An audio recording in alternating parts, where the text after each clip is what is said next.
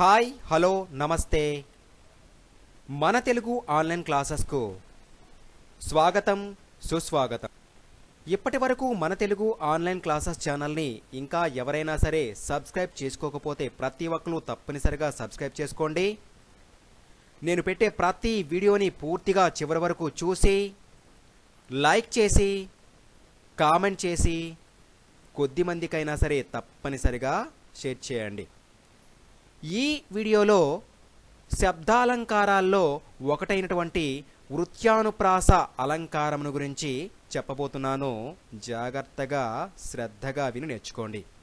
ఈ వీడియో ఆధారంగా శబ్దాలంకారాలలో ఒకటైనటువంటి వృత్యానుప్రాస అలంకారమును గురించి వివరించబడడం అనేది జరుగుతుంది. లక్షణము: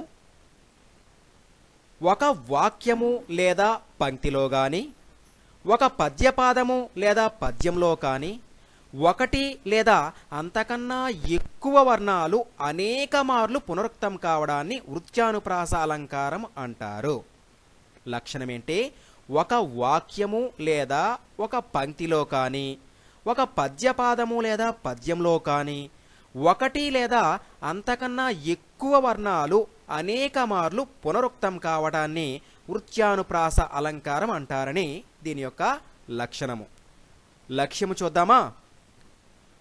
ఏదైనా ఒక వాక్యంలో కానీ, ఒక పంక్తిలో కానీ, ఒక పద్య పాదంలో కానీ, ఒక పద్యంలో కానీ ఒకటి లేదా అంతకన్నా ఎక్కువ వర్ణాలు అంటే ఇక్కడ అక్షరాలు, ఒకటి లేదా అంతకన్నా ఎక్కువ వర్ణాలు అంటే అక్షరాలు మాటి మాటికి ప్రయోగించబడడాన్ని, అదే పనిగా ఒక ప్రయోగించినటువంటి అక్షరాన్ని అనేక మార్లు ప్రయోగించబడడాన్ని వృత్యానుప్రాస అలంకారము అంటారని దీని యొక్క లక్ష్యము. మరి మీకు ఉదాహరణ విన్నట్లయితే చక్కగా అర్థమవుతుంది. ఉదాహరణలోకి వెళ్దామా? ఒకటో ఉదాహరణ చూడండి. ప్రజలలో ఒకప్పుడు స్వాతంత్ర్య కాంక్ష శాఖోప శాఖలుగా పుంఖాను పుంఖములుగా ప్రాకినది. ఉదాహరణ ఏంటి? ప్రజలలో ఒకప్పుడు స్వాతంత్ర్య కాంక్ష శాఖోప శాఖలుగా పుంఖాను పుంఖములుగా ప్రాకినది.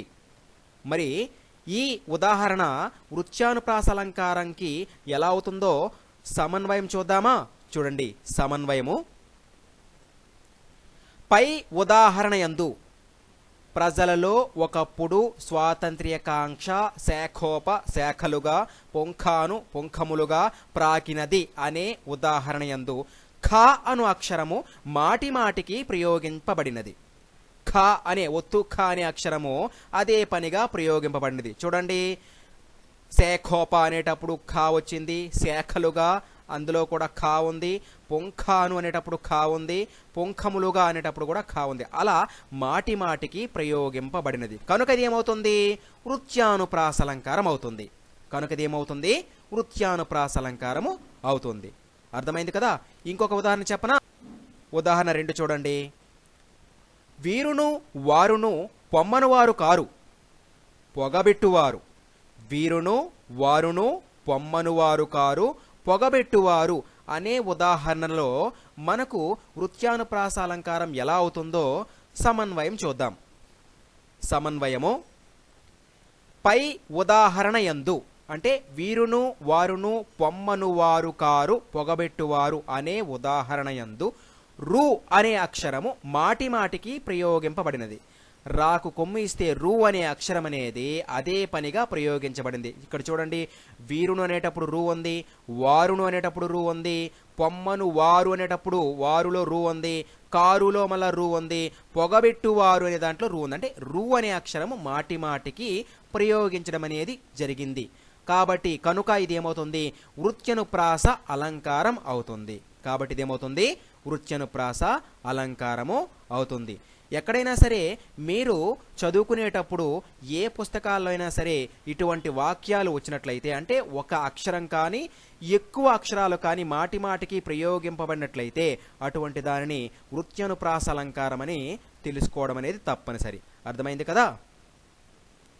అందరికీ ధన్యవాదములు.